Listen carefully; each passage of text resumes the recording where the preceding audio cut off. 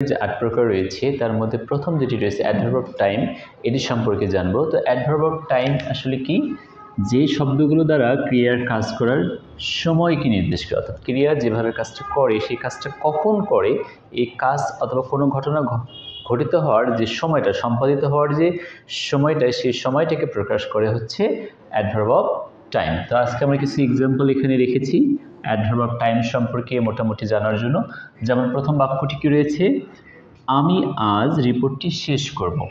আমি আজ রিপোর্টটি শেষ করব। তো এখানে অ্যাডভার্ব কোনটি রয়েছে? আজ যে শব্দটি রয়েছে এটি হচ্ছে অ্যাডভার্ব অফ টাইম। তাহলে এটার ইংরেজিতে কি হবে? যে আমি শেষ করব, তা আই ফিনিশ। আই ফিনিশ, অথবা আমরা লিখতে পারি I shall finish. I finish the report. Report. তাহলে আজ এর ইংলিশ হচ্ছে টুডে। এটিকে আমরা শুরুতে অথবা শেষে লিখতে পারি। যদি আমরা শুরুতে লিখতাম today I will finish the report বা আই ফিনিশ দ্য রিপোর্ট। তারপর কি রয়েছে? সে গতকাল সন্ধ্যায়। তাহলে এখানে অ্যাডভার্ব অফ টাইম হচ্ছে কি? গতকাল সন্ধ্যা। তাহলে সে গতকাল সন্ধ্যায় আমাকে ফোন করেছিল। তো এখানে ভার্ব কি রয়েছে? ফোন করেছিল। এবং কাকে ফোন করেছিল? অবজেক্ট রয়েছে এবং সাবজেক্ট, এটি হচ্ছে অ্যাডভার্ব অফ টাইম। তো আমরা ইংরেজি লিখতে পারি কি? ফোন করেছিল। তাহলে this is past indefinite tense. So আমরা লিখতে পারি হি ফোনড অর কল্ড। আমরা লিখতে পারি হি কল্ড আমাকে। হি কল্ড মি গতকাল সন্ধ্যায়। তাহলে ইয়েস্টারডে ইভিনিং। ইয়েস্টারডে। তো দুটি শব্দ এখানে একই সঙ্গে বসে অ্যাডভার্ব অফ টাইমের কাজটি করলো। তারপরের বাক্যটি কি রয়েছে? যে ছাত্ররা এখন পড়াশোনা করছে। ছাত্ররা এখন পড়াশোনা করছে। এখানে ভার্ব আছে আর হচ্ছে সময় বলা আছে।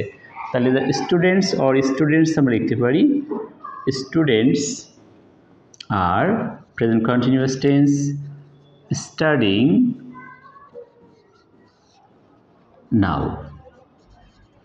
স্টুডেন্টস আর স্টাডিং নাও। তারপর কি রয়েছে? যে আমরা কি পরে, অর্থাৎ এই পরে শব্দটি হচ্ছে আমাদের অ্যাডভার্ব অফ টাইম। আমরা কি পরে এই বিষয়ে কথা বলতে পারি? তাহলে এখানে মডেলের ব্যবহার আছে, কথা বলতে পারা।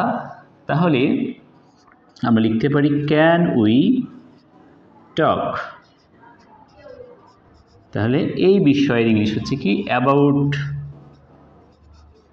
দিস। ওকে। তারপর হচ্ছে পরে, লেটার, LATE। আর প্রশ্ন করা হলো যে আমরা কি এই বিষয়ে পরে কথা বলতে পারি? Can we talk about this letter. আরেকটি বাক্য রয়েছে কি? দয়া করে, এটি হচ্ছে অ্যাডভার্ব অফ ম্যানার বলি আমরা, শীঘ্র, এটি হচ্ছে অ্যাডভার্ব অফ টাইম। এবং ফিরে আসুন, কাম ব্যাক। তাহলে please come back soon. Please come back এবং শীঘ্র এর ইংলিশ হচ্ছে কি? সুন। আশা করি আপনারা বুঝতে পেরেছেন। Thank you.